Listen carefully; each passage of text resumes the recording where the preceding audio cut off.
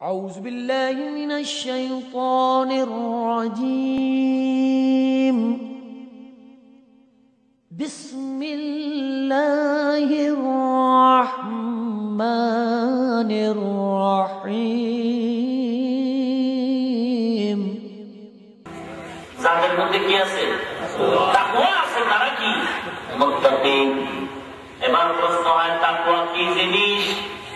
পয়গম্বর আরবি সাল্লাল্লাহু আলাইহি ওয়াসাল্লাম ইরশাদ করেন, হে সাহাবায়ে কেরাম বলতে পারবা তাকওয়া কি জিনিস?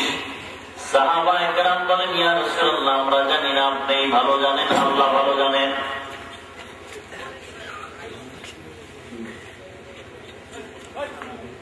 পয়গম্বর আরবি সাল্লাল্লাহু আলাইহি ওয়াসাল্লাম ডান হাতে শাহাদাত আঙ্গুল দিয়ে ইশারা করেন। প্রত্যেকটা আদম সন্তানের তামজুদের দুই আঙ্গুল নিচে একটা গোশতের টুকরা আছে। হাদিসের ভাষায় যার নাম হলো কলব। আল্লাহ নবী ইশারা করে বলছেন, এই কলবের দিকে শাহাদাত আঙ্গুল দিয়ে ইশারা করে বলতেছেন, আত-তাকওয়া হাহুনা, আত-তাকওয়া হাহুনা, আত-তাকওয়া হাহুনা। তাকওয়া অন্তরের ব্যাপার, তাকওয়া অন্তরের ব্যাপার, তাকওয়া অন্তরের ব্যাপার। তাকওয়া কিসের ব্যাপার?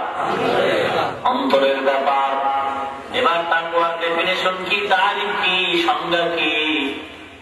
উলামায়ে কেরাম বলতেছেন, তাকওয়া শব্দের অর্থ হলো ভয়। কি? তাকওয়া শব্দের অর্থ হলো ভয়। শুধু তাকওয়া শব্দের অর্থটাই ভয় নয়, কোরআন শরীফে আরো কয়েকটা শব্দ আছে একই শব্দে একই অর্থে। খাউফুন মানেও ভয়, খাশিয়াতুন মানেও ভয়।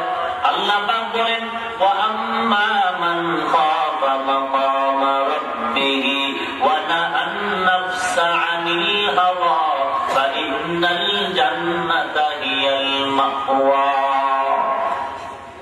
লাউ আনজালনা হাযাল কুরআন আলা জাবালিন লারাআইতাহু খাশিআন মুতাসাদ্দিআন মিন খাশিয়াতিল্লাহ। খাশিয়াতুন মানেও ভয়, খাউফুন মানেও ভয়, তাকওয়া মানেও ভয়। উলামায়ে কেরাম পার্থক্য বুঝাইছেন, অতীত জীবনে বান্দা বহু অন্যায় করেছ, এই অন্যায়গুলি থেকে তওবা কর, একমাত্র আল্লাহর ভয় অন্তরে ঢুকাইয়া। জীবনে যতদিন হায়াত পাবি ততদিন অন্যায় কাজ করবি না, আল্লাহর ভয় অন্তরে ঢুকাইয়া।